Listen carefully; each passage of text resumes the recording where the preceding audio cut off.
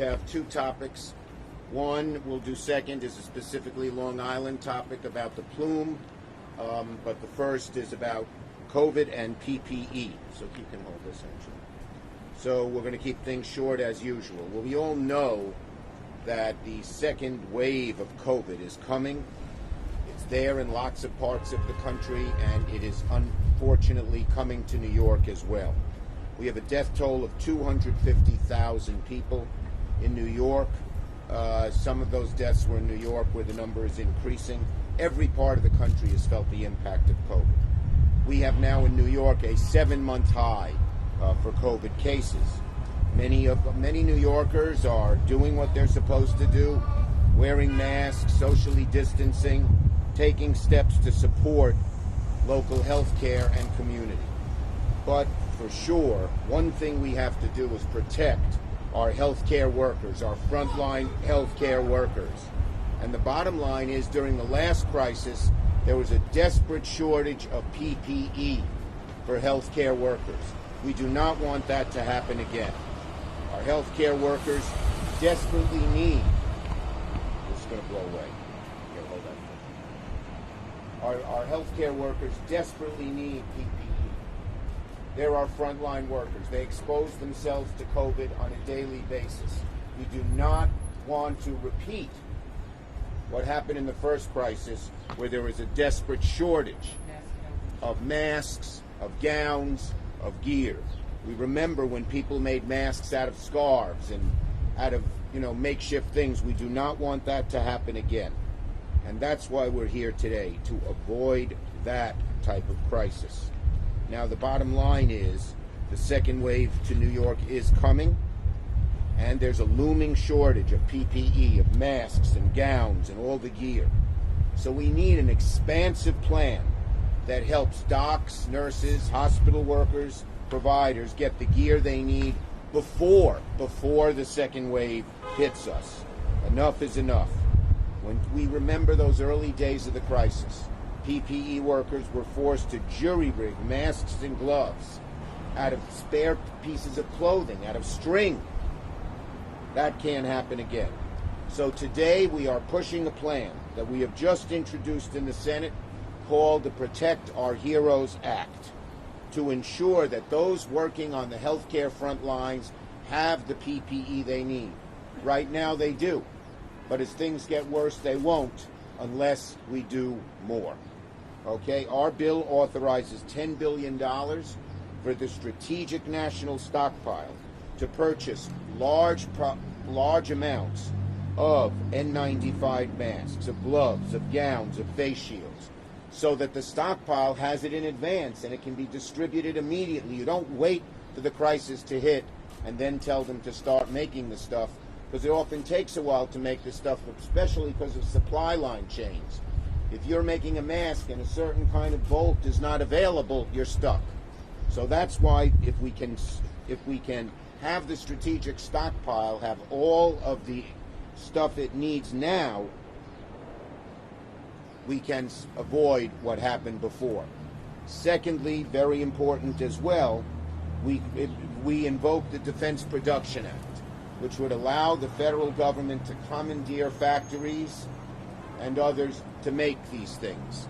It was passed during Truman, during the Korean War. President Trump has not wanted to use it. Let him use it now. That's very, very important. And the Biden administration is already committed to using it.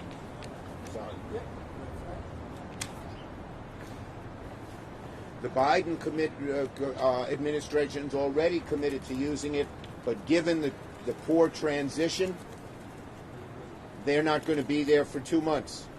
2 months from yesterday till January 20th. So we're urging, pleading with the Trump administration, invoke the Defense Production Act, and we're going to try to pass our legislation in the lame duck so that it's not up to the Trump administration, so that the stockpile gets filled, and so that the DPA is required to be used. Okay, we have many supporters, including the unions who represent the frontline workers, public health officials, governors, and others. So we must do this and do this now. Nationally, according to CNN, the number of coronavirus cases surpassed 12 million on Saturday.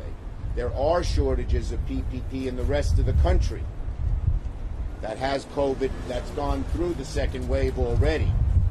So they need this immediately. We don't need it today in New York, but we could need it in 2-3 weeks or a month. And we cannot wait. We do not want to repeat that. The Wall Street Journal reported that demand for N95 masks is way ahead of production.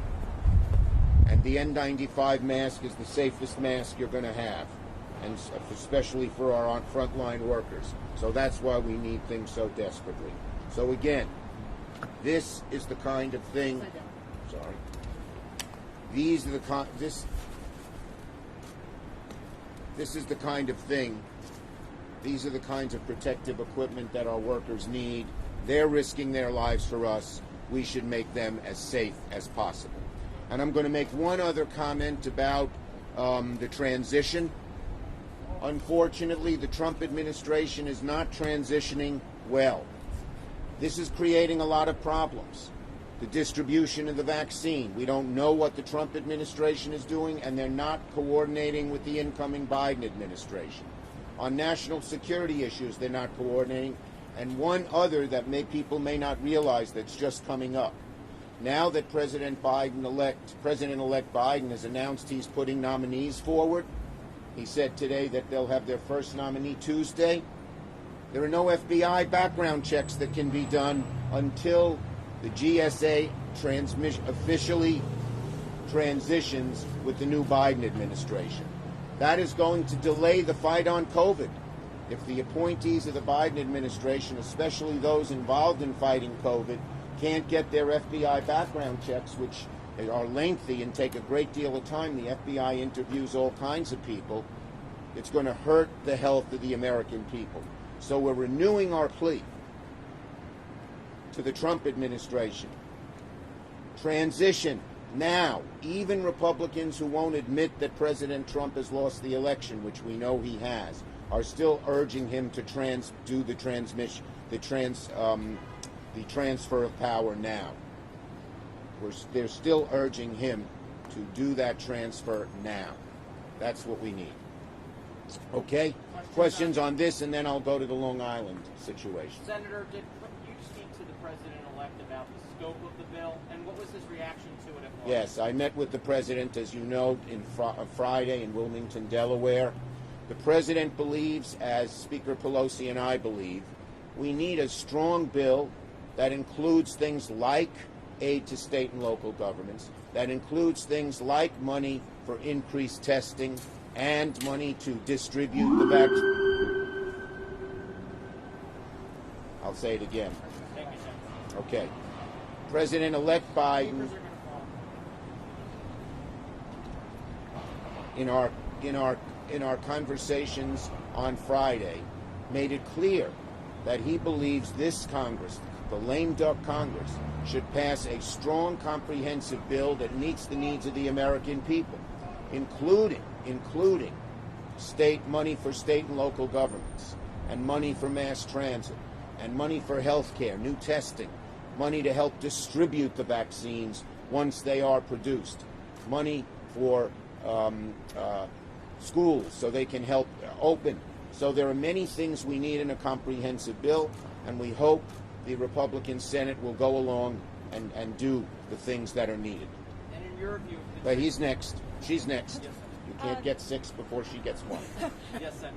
Speaking of cabinet nominees from the president-elect, are you concerned at all about senators being nominated and then having to backfill those? Look, I'm going to leave the choices up to the president and leave my conversations with him private. You know, if there's qualified senators, that's great. Other questions from anyone other on PPE and on transition?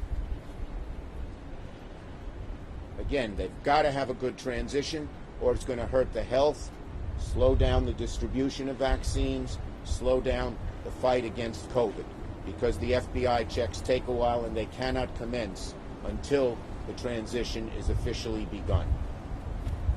Okay, let me do Newsday. Papers, let's start things. Yeah.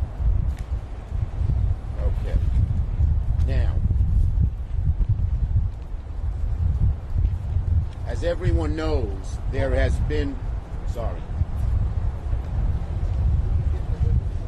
Okay. Okay, as everyone knows, there has been a plume of toxic materials that has hurt over 300,000 Long Island residents and could hurt the water supply of many others. And we must do something about that plume. And for a decade, I've been pushing the Navy, which is responsible for this at the old Grumman plant in Bethpage, for putting these poisons in the water, and now they are spreading. So I just announced a game-changing course correction by the Navy as it relates to our work. The Navy has decided that they have a great degree of responsibility and will help pay for the cleanup. This says it all. Whoops, I'm going to take off the sticker. I don't want to rip the paper. Here we go. Yes, I do. There we go. This says it all. This says it all. Navy to take action on plume. That is a great thing, that the Navy is finally stepping up to the plate. But today I have a new update on this news. And it involves the transition and President-elect Biden. This game-changing course correction by the Navy to contain the Grumman plume represents years of personal advocacy and collaboration with our water districts in Massapequa, in South Farmingdale, in Bethpage, and undeniable science. Finally, the Navy admits it has major responsibility for cleaning up the plume, as was shown here. They admit their responsibility, as you can see. Okay. Furthermore, the Navy's course correction comes as we're transitioning from one administration to the other. Therefore, today I'm first urging the Biden transition team and his new administration to put an immediate focus on the Grumman plume and work with the Navy to chart a path forward. And as the Navy shifts gears and prepares to come about, the incoming Biden team must study this new stance and speak to the Long Island stakeholders for their input. Some of the water boards think there ought to be certain changes in the plan. I've talked to them. I agree, and I am urging the new incoming Biden administration to take into account the concerns of some of the water boards. While the Navy rightfully ended decades of resistance to bearing responsibility for the plume they and Grumman created, finalizing key details will be up to the President's new Department of Defense and require input from all stakeholders, listening to their concerns regarding the new plan, regarding long-delayed reimbursement and red tape and more. I have full confidence the Biden administration's ability to meet the mark here will occur, and that we can make all of the water boards happy with the plan. Okay? Questions on that subject? Have a nice day, everybody.